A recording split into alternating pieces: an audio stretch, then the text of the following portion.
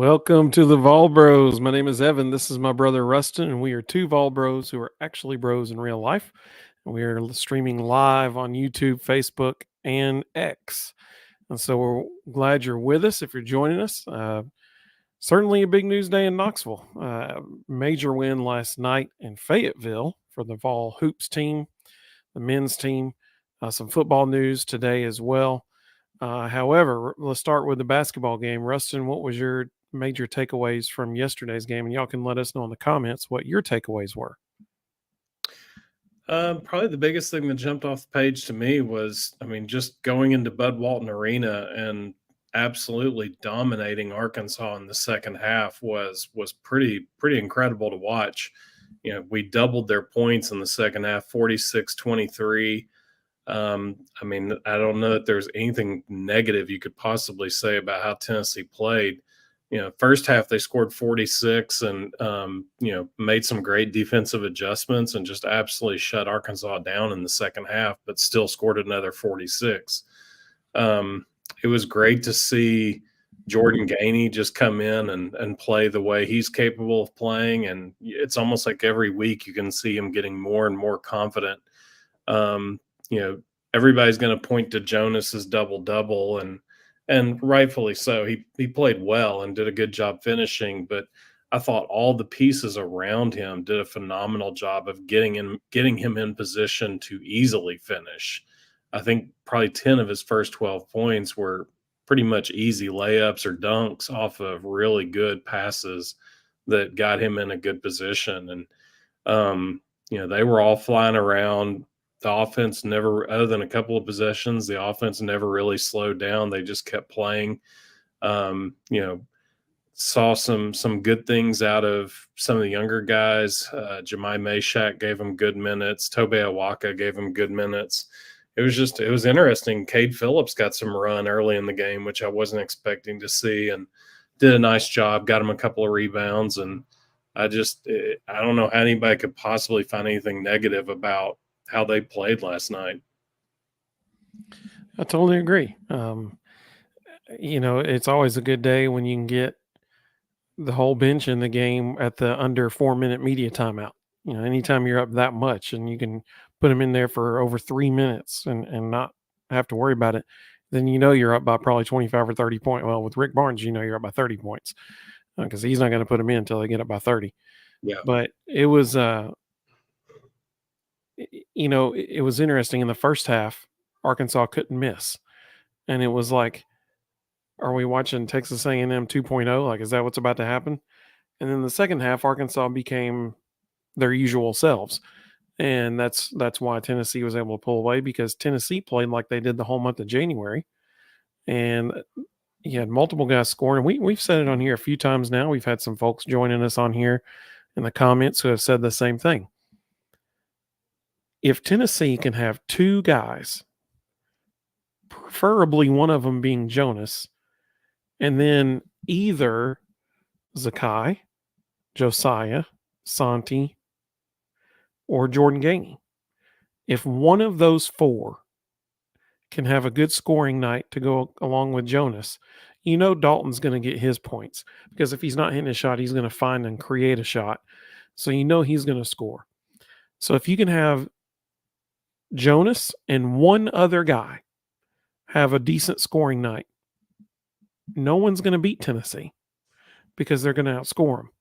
And we saw that again last night. The offense was, you had Jonas, who had a tremendous game, and you had Jordan Gainey, who had a tremendous game, and Josiah played well. Zakai hit a few shots as well. No one will beat them when those guys are scoring the way they were. And so that was very, very encouraging to see.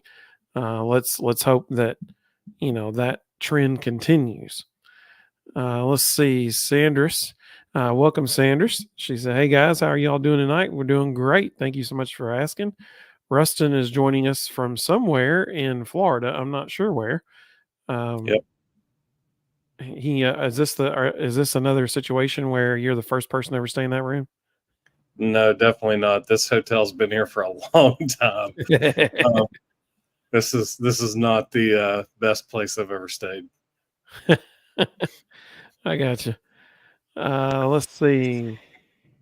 Daniel, welcome, Daniel. Good to have you, buddy. He said, what were the minutes? I didn't get to watch it. Do you mean like for each player? Is that what he's asking? Probably. Jordan Gainey got 18 off the bench. Jemai Meshack had 15. Tobe Awaka only had 9, but some of that was he was a victim a little bit of the score. He probably could have gotten more minutes in the second half, but they unloaded the bench. Cade Phillips played 6 minutes, which was probably was probably most surprising. Yeah, Jordan played a ton.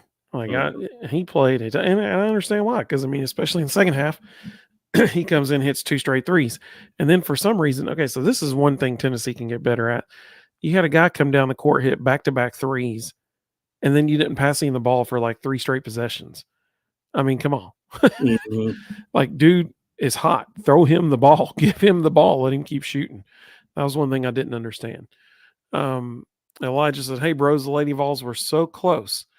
Elijah is correct. The Lady Vols played South Carolina tonight and only lost by 11, 66-55. That sounds bad, but it's really not. Not when you're thinking about South Carolina. Oriel Puppy Dog said, for 3 quarters, I thought the Lady Vols are going to pull it off, pull the upset. I mean, an 11-point loss to South Carolina is actually really good. So, I mean, you know, can't complain too much about that. I mean, everybody was expecting that to be a 25 or 30 point blowout, but it wasn't. Let's see. Elijah said, "I'm sorry, but Barnes needs to start thinking about switching Gainey's and Santi's minutes." That's an interesting point. Last night while watching the game, I wonder how many people think that Jordan and Santi need to be switching right now, because Santi is not an offensive threat very much right now. I think the thing that is certainly keeping Santi in the game is his defense right now. Dude is playing incredible defense. What would you say, Rustin? Yeah, I think he's the glue. Rick Barnes has continued to brag about everything Santi does off the court, who he is in the locker room, who he is on defense. I don't know if you heard it, but at one point during the game, Jimmy Dykes said that Josiah and Santi could run practice if the whole coaching staff just decided not to show up. That speaks volumes. That he is – I think Santi is still trying to figure out how he fits into this offense, but he brings so many other things to the table. And defensively, he's a floor general. He and Josiah tell everybody where to be and what to do. You can't take minutes away from that guy.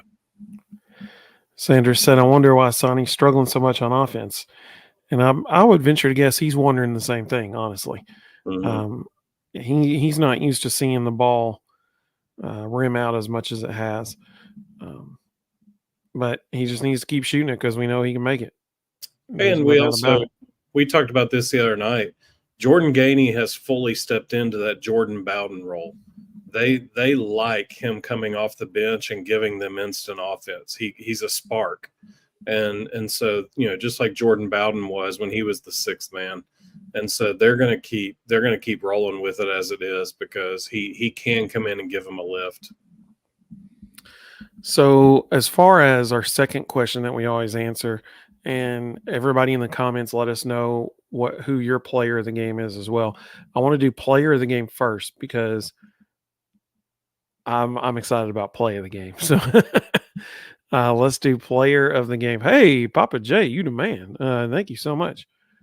Papa J said, well, we play like that and we're in the Final Four. 100% agree. No doubt about it. I totally agree because, like I said, Dalton's going to get his points. If Jonas plays the way he did, then you have an inside presence who's getting points.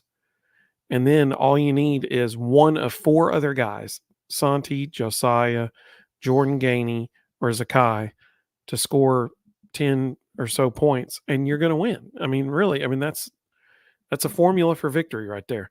And last night they had 4 guys. They had Dalton, Jonas, Josiah, and Jordan Gainey.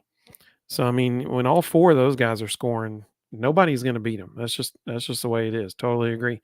Thank you so much, Papa J, for that super chat. You were the man. We appreciate that so much. Elijah said Jordan Gainey was his player of the game. He said he brought us a spark off the bench we needed, no doubt. When he hit those 2 back-to-back threes in the second half, that was almost kind of like, okay, the game's over now. We're going to win this. Rustin, who was your player of the game?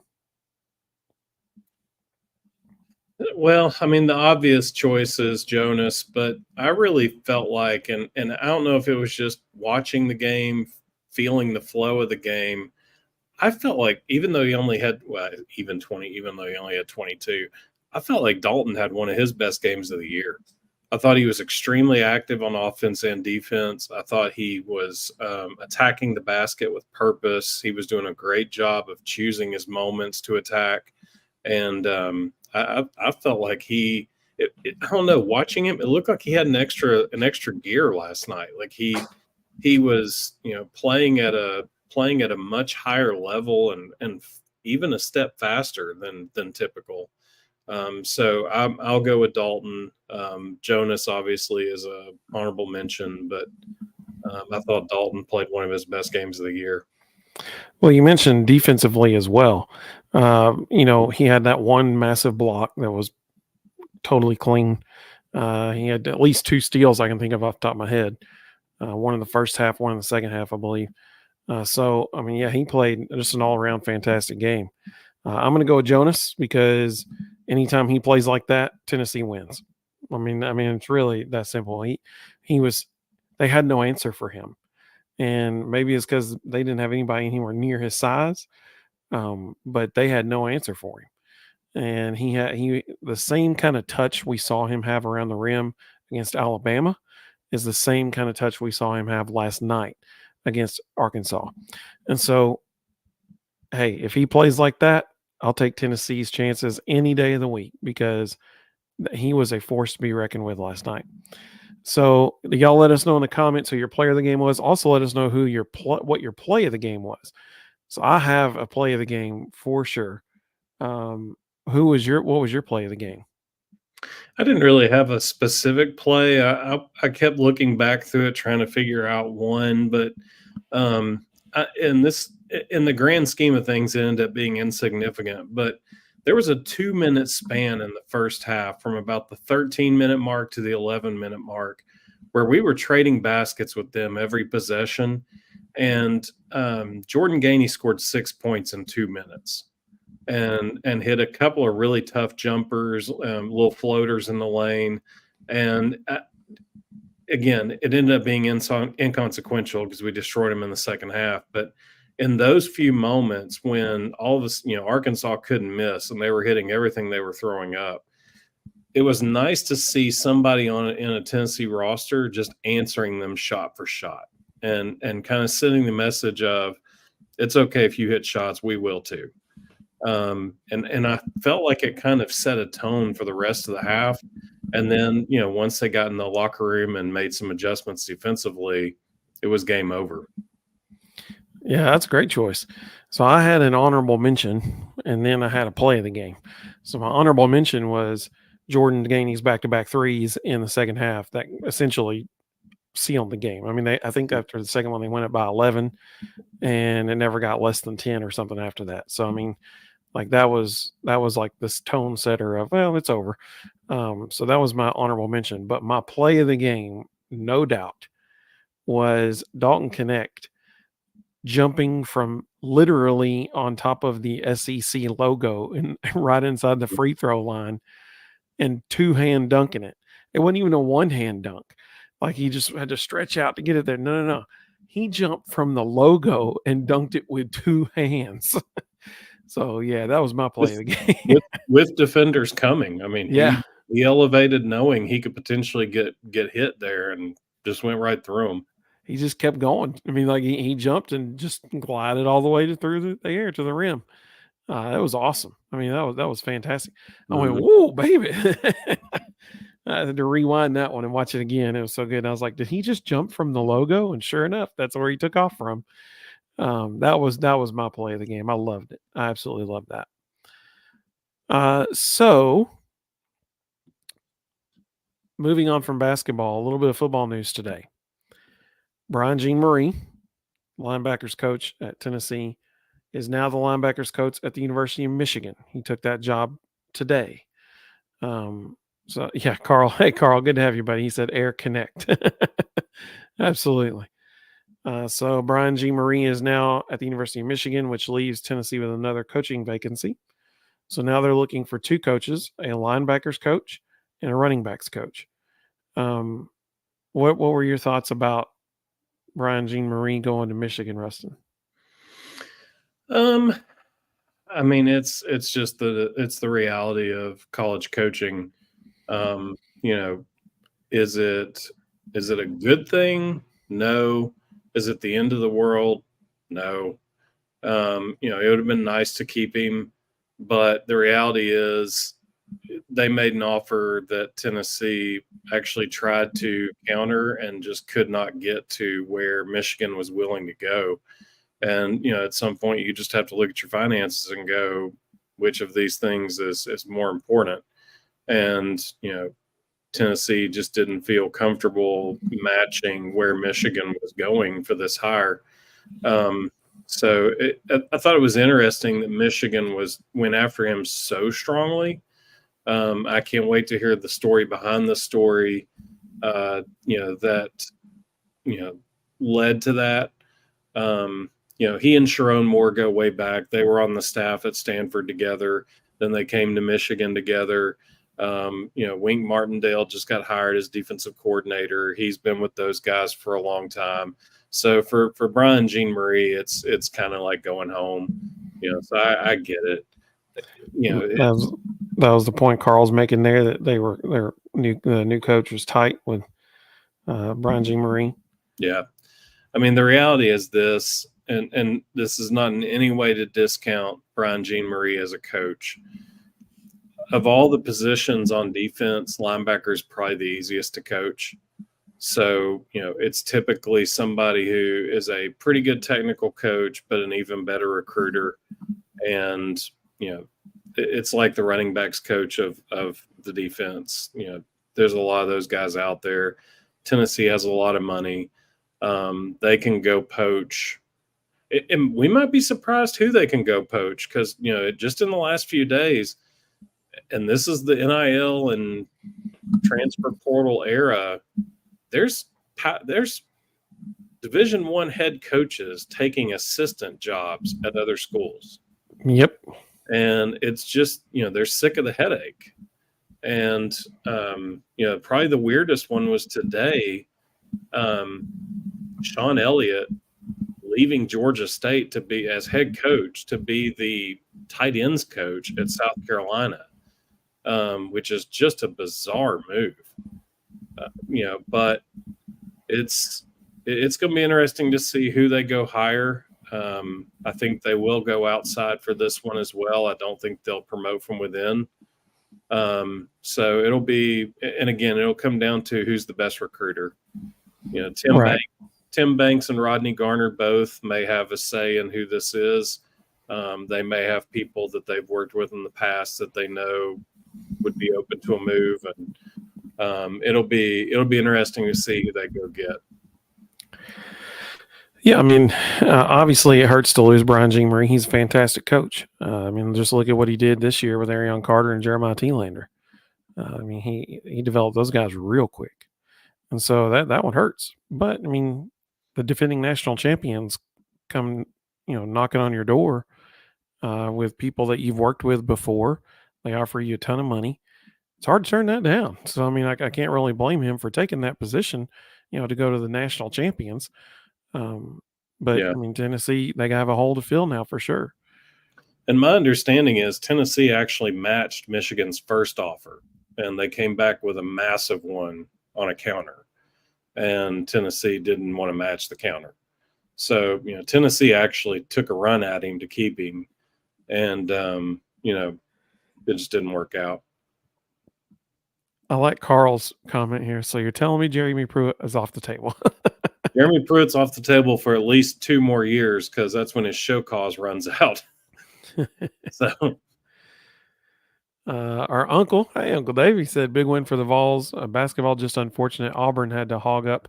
Oh, I see what you did there with hog up all the night's attention with a 40-point win over South Carolina. That was a huge win for Auburn. and they are still looming on Tennessee's schedule. That game is coming up in the next couple weeks. Green Wave, welcome, buddy. Good to have you. He said, does Mike Vrabel have a job yet? Yeah, he could come be Brian G. Marie's replacement, right? No way. No one wants to work with that man.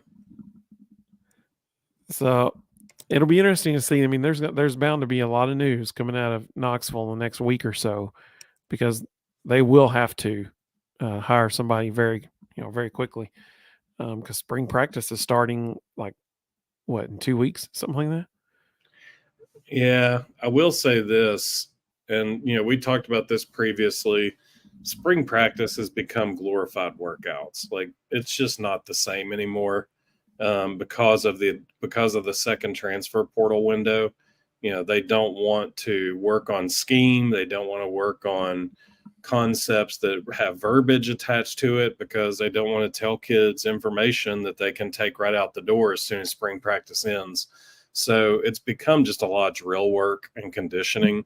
And the reality is, any grad assistant can run that. If Tim Banks gives a kid a practice plan, says, here, go do this, they can go do that. So it's not paramount that there be a linebackers coach in place by spring practice.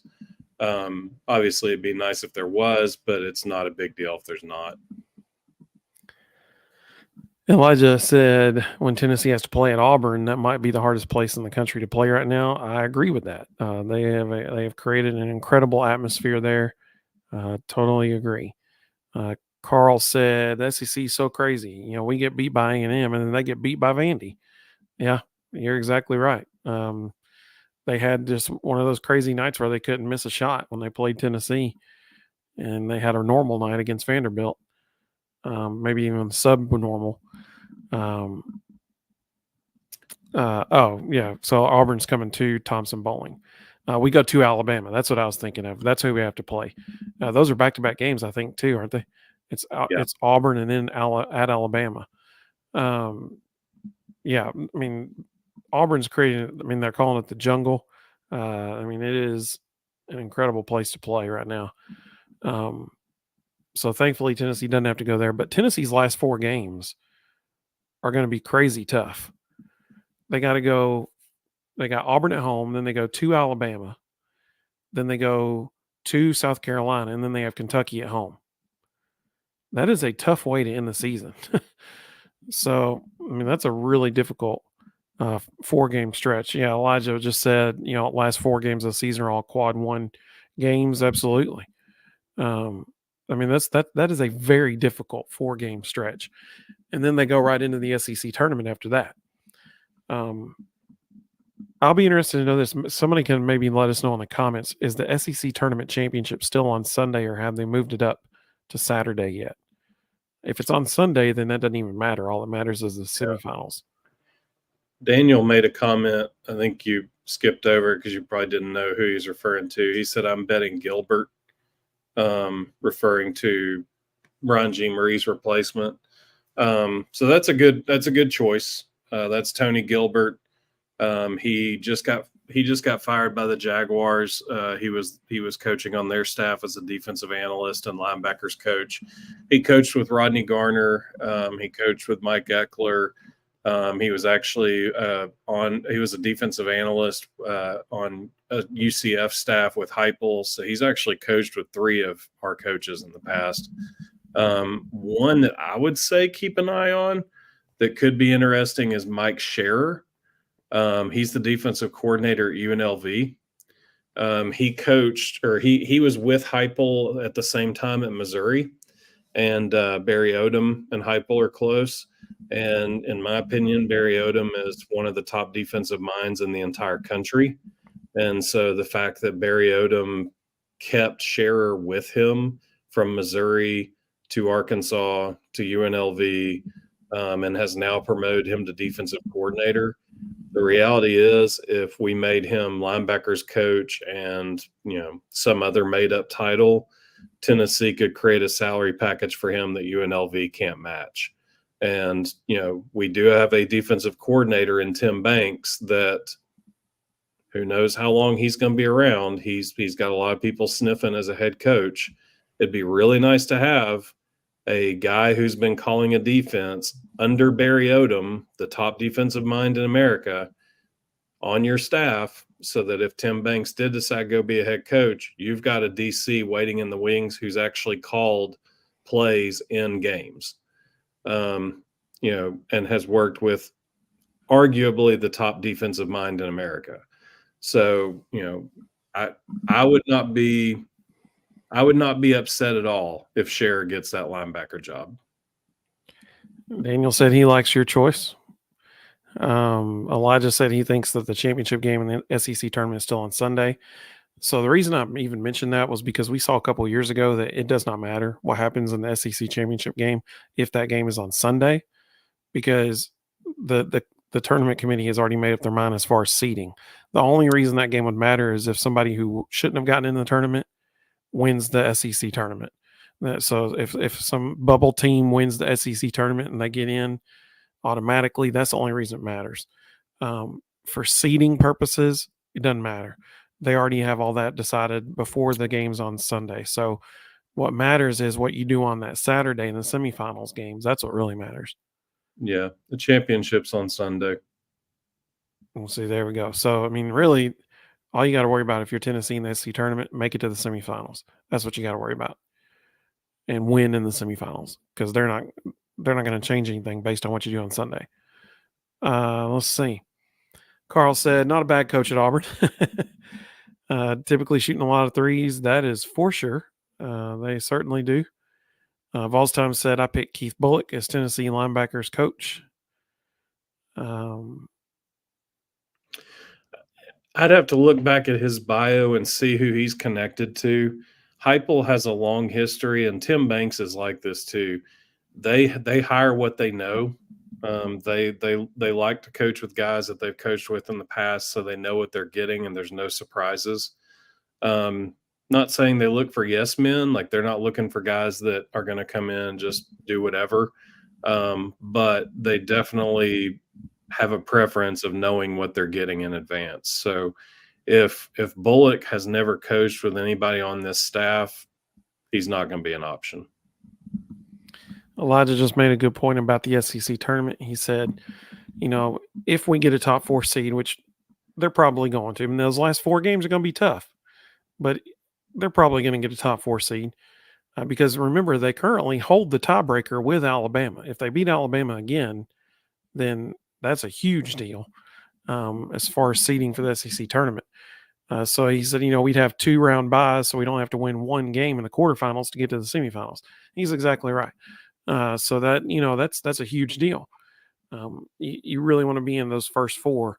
And like I said, if Tennessee beats Alabama again, I don't see unless they just bomb the other 3 games, I don't see how they'll not be one of the top 4 seeds in that situation, because they would have 2 games over Alabama at that point.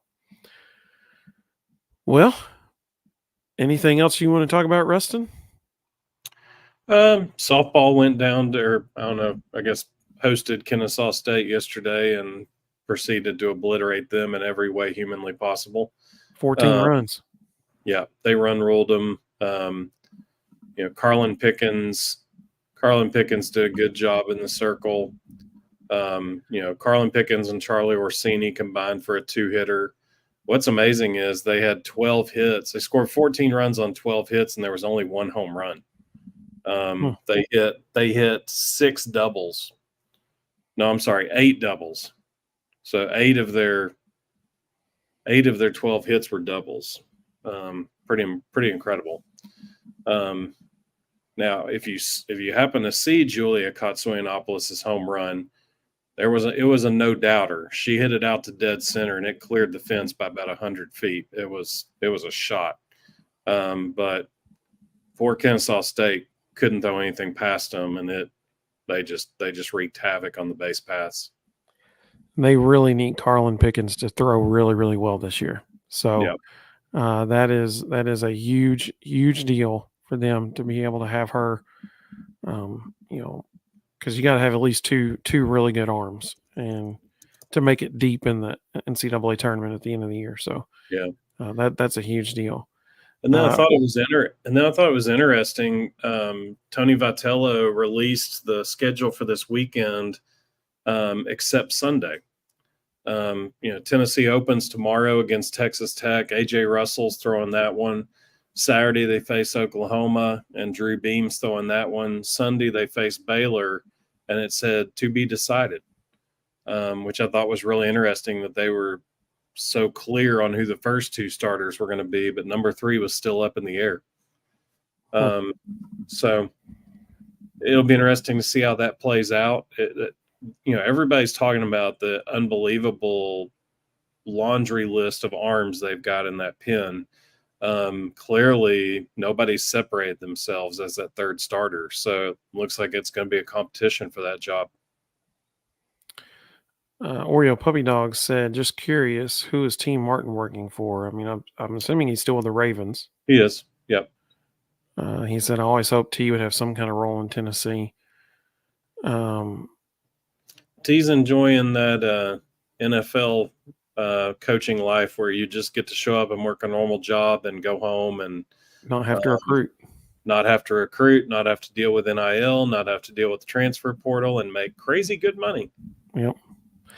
Elijah said baseball tomorrow. Absolutely. Absolutely.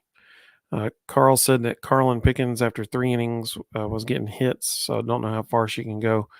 That's the thing. Like they really need her to be a really solid arm for them if they're going to make it deep into that NCAA tournament, especially the Women's College World Series. If they get that far, they have to have major innings from her. Well, this has been a lot of fun. I've still got 2 graphic design projects I have to finish before I go to bed tonight. So I'm going to go work on those. But I do appreciate everybody joining us. Appreciate Rustin joining us from Florida on business trip. You're coming home tomorrow, is that right?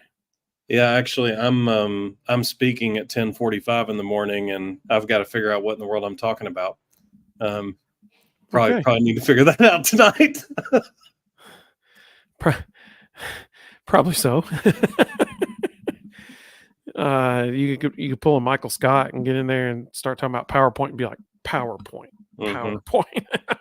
I've also got to build that tonight after I figure out what I'm talking about. I'm Prison Rustin. That's what you could do. Yeah. Prison Mike. Yeah. Well, I just said it sounds like me in class presentations. Yeah, the only problem is this class has 2,700 people in it, so it's a fairly large class. Carl said, Evan, you need to run over to Heupel's house and find out who's in the coaching mix. Your projects can wait. I appreciate that. Hey, also appreciate any likes in the video. That'd be awesome, man. Thank you. We appreciate that very much. We appreciate everybody joining us. Really do. This is so much fun. We always love this, man. We'll see you next time, though, on Sunday night. It'll be after Tennessee's game this Saturday. It'll be after three Tennessee baseball games. So that'll be exciting to talk about. We'll have a big old show on Sunday night. Mr. Jones, welcome back, buddy. He said, do you think the refs are going to be out to get us because of the lawsuit against the NCAA? I mean, I don't think so, but I don't know. Money talks, right? Hopefully that won't have a part in it. Daniel said, y'all have a good night. Hey, we appreciate that, Daniel. We hope you do too, buddy. And Elijah said, it's the best time of the year. Absolutely, man. It is. Basketball and baseball and softball going on. There's a lot happening right now in Tennessee. And all 3 teams are major national contenders. So, I mean, like, it's a fun time to be a Vols fan. Carl said, really appreciate you guys. Really do. Being a Vol fan in Florida, you guys are my lifeline. Hey, I appreciate that, Carl. Thank you, buddy. You're the man. Carl, I'm actually in Fort Lauderdale right now. Yep, that's right. Papa J said, thanks for the show. Hey, thank you, Papa J. And thank you for that super chat again. We really appreciate that. We appreciate all you all joining us so much. We hope you'll join us Sunday night because, man, oh, man, what a huge show that'll be. Carl said he's in St. Pete. That's cool. That's really cool. I love St. Pete. I love the Don Cesar. It's a beautiful place. So we hope you all join us. Major weekend of Tennessee athletics. Basketball going on. There's going to be more softball. There's going to be lady vols. There's going to be men's hoops. I think I already said that. Baseball, 3 games, huge games, by the way. They're not starting off the season with some kind of rinky-dink team. They're playing Texas Tech, Oklahoma, and Baylor. I mean, come on. Those are 3 national powerhouses. So, I mean, huge test. Same thing they did last year. Last year they started off the season out there in the Arizona tournament and had to play Oklahoma, Baylor, and I think Texas Tech. So I mean, it was a huge way to start the year. We got to learn real quick a lot about the team, and so maybe who knows? Hopefully, we see some really good stuff coming out of the baseball program this weekend, and they have a faster start than they did last year. That's the hope.